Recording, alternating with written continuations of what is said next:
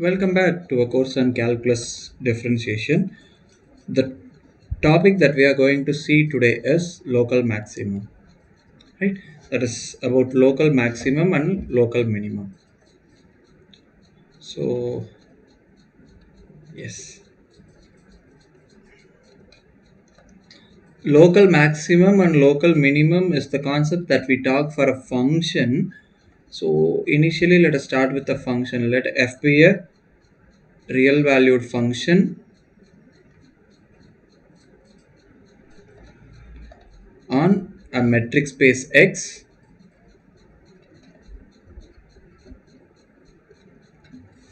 We say f has a local maximum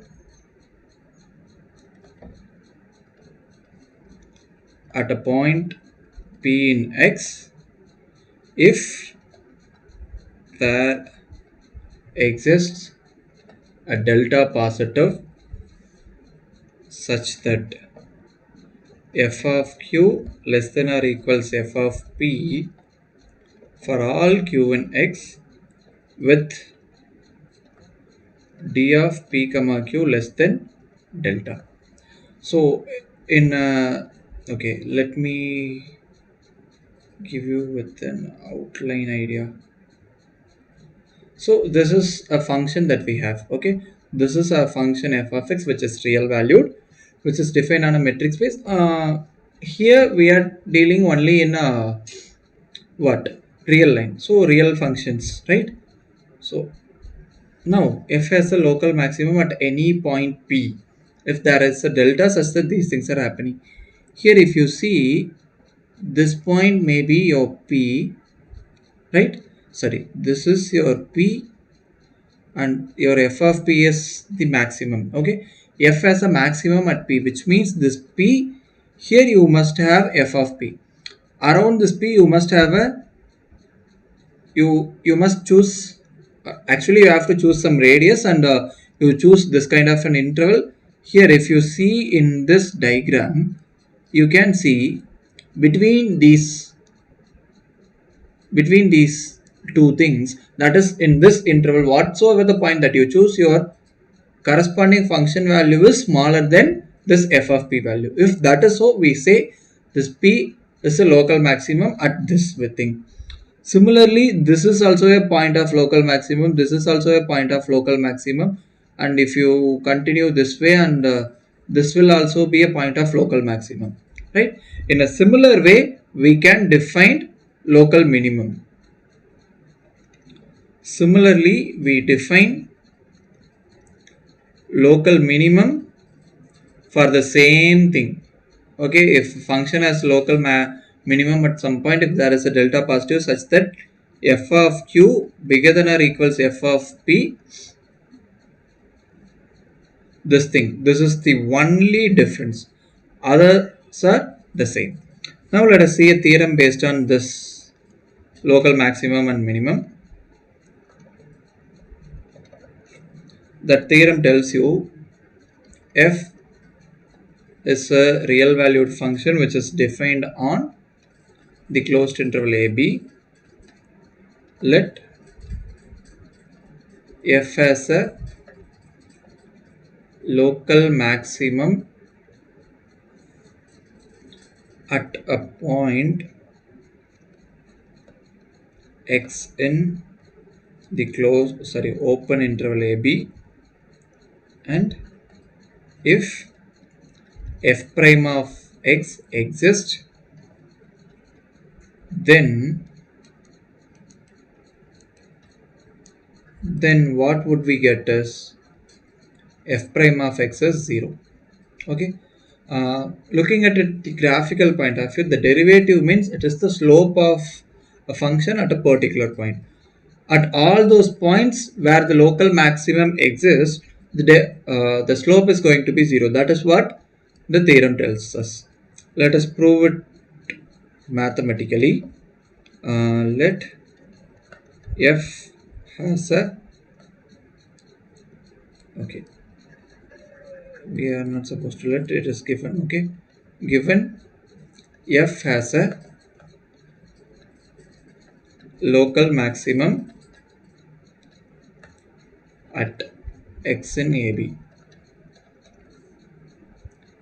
Then we shall choose delta positive such that f of q less than or equals f of x for all x in AB with d of p comma q, sorry, d of x comma q less than delta. Okay, here are we right? Yes, for all, sorry, here we'll have q in AB with these things happening, right? Now let us write this in next page itself. Okay, let a less than x minus delta less than x less than x plus delta less than b. Now for x minus delta less than t less than x, we have f of t minus f of x upon t minus x. So from this, okay, whatever may be the point that you choose in this interval, your f of x minus this will be a positive quantity. Okay, so we'll have to remember this. F of x is the maximum quantity. So having that in mind, f of x is in this side. Here the numerator is a negative quantity, right? Here the numerator is a negative quantity. Now let us look at the denominator. Denominator is also a negative quantity. Together we have a positive quantity. So let me write this is a positive quantity since f of t minus f of x is negative and t minus x is also negative. Hence we get this to be a positive one. As t approaches x, this becomes what? F prime of x, which is a non-negative quantity. This is what we get.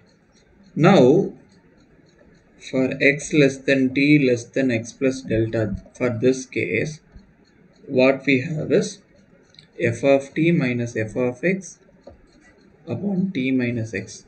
Here also what is the case? F of t minus f of x is a negative quantity, but here t minus x is a positive quantity, hence it has to be non-positive. Here also as t approaches x, f prime of x is a non-positive quantity. So either of this may happen. So combining these two, what we get is f prime of x is 0, and this completes the proof. The next theorem that we are going to see is generalized mean value theorem. This theorem tells us that if we have two functions which is continuous real valued, which is defined on the closed interval AB, and they are differentiable as well in the open interval AB, then we can find some point in the open interval AB such that this results hold. This is what the generalized mean value theorem tells us. Now let us start the proof. Let us define another function h of t, okay, f of b minus f of a times of g of t minus g of b minus g of a times of f of t. So this is what.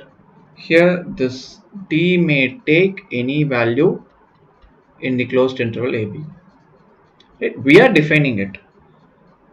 Now if you look here, your f of a, f of b, g of b, g of a, these are real constants.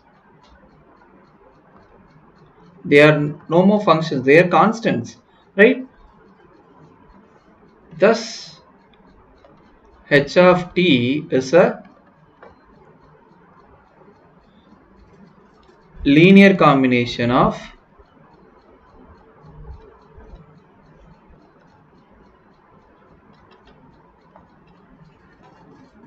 real continuous functions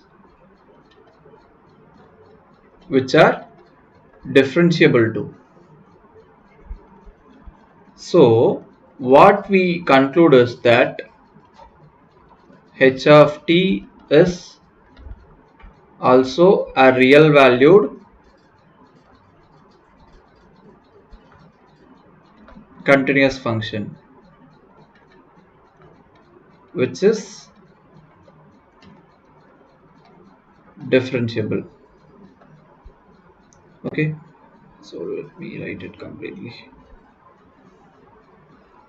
Now what shall we do? In order to prove this theorem, it is enough to check h prime of t is 0. So this is what we would like to prove in order to complete this theorem. Now let us check what is h of a. It is going to be f of b minus f of a times of g of a minus g of b minus g of a times of f of a. So when you multiply things inside, f of b g of a minus f of a g of a minus g of b f of a minus minus plus g of a f of a, and these two gets cancelled, and finally you have f of b g of a minus g of b f of a. Okay, and in a similar way let us evaluate the value of h of b. H of b is f of b minus f of a times of g of b minus g of b g of a times of f of b. So this is f of b g of b minus f of a g of b minus g of b f of b plus g of a f of b. These two gets cancelled and we are left with what? G of a f of b minus f of a g of b. So if you look at the value of h of a, that is same as that of this value. So what we conclude is that, just a minute, we have gone so long. Yeah. Hence what we conclude is that h of a is same as that of h of b.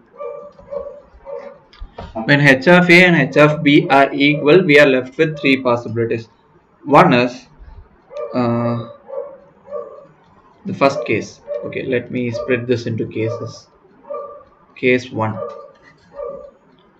h of t is constant. If h of t is constant, then clearly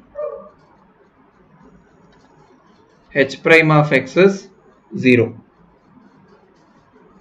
Right? So this is 0 for all the x in this interval. So we don't have anything to proceed.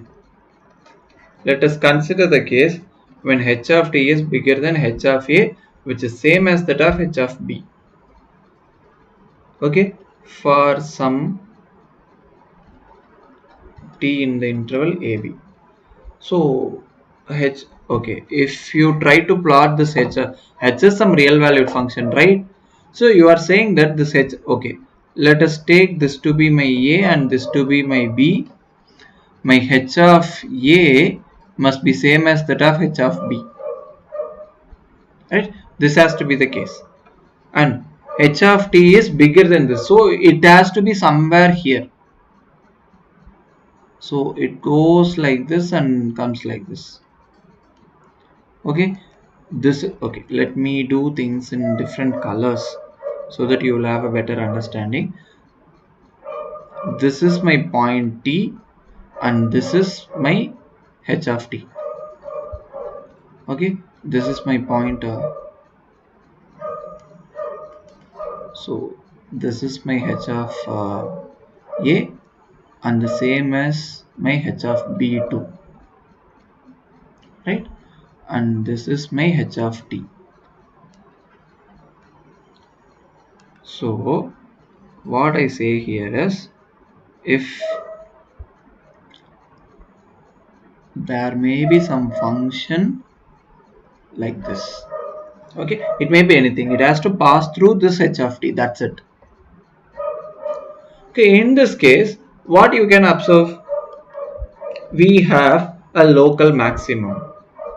Okay, that is what we are going to say. Let x be a point in AB at which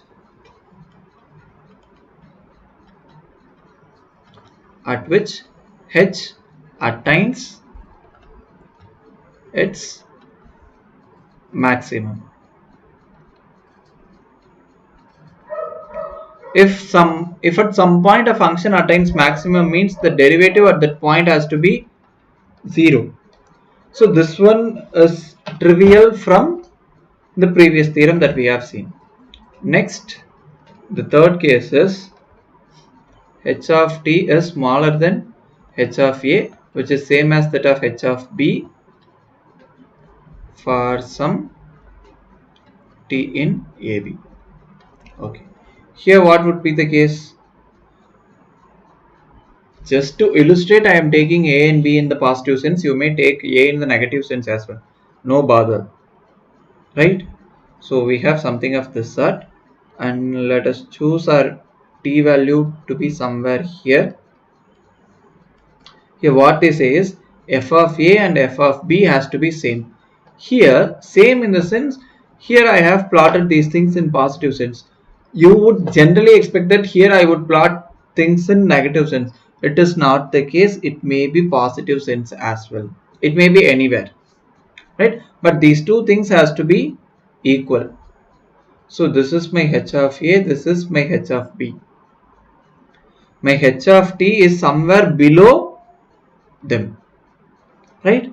Somewhere below, which means I may take this to be my h of t. Now I have to plot the curve. See, it has to come like this and go this way, right? It may go like, it may be like this as well, or it may be the curve which I drew previously, right? Here we can find some point that need not lie on the axis. It may be something of this sort. Okay, it may be something of this sort. Hence we can find a local minimum to this point. So that is the ideology that I was trying to convey. So here let x be a point in AB at which h attains its minimum. Here I just forgot to tell you something. When we proved this theorem is not only applicable for local maximum, it is also applicable for local minimum. So what we can do here is, from this what we conclude is that your f prime of x is 0. So whatsoever the case is, we get h prime of x is 0. So I wrote f prime, so I should write this as h prime of x, and this is also my h prime of x. Okay, so since h is differentiable, h prime of x is what it is, f of b minus f of a times of g prime of x minus g of b minus g of a times of f prime of x, and this is 0.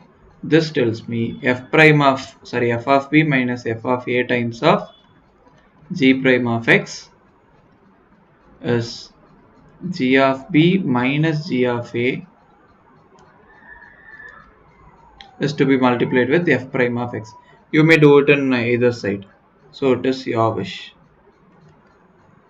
F prime of x.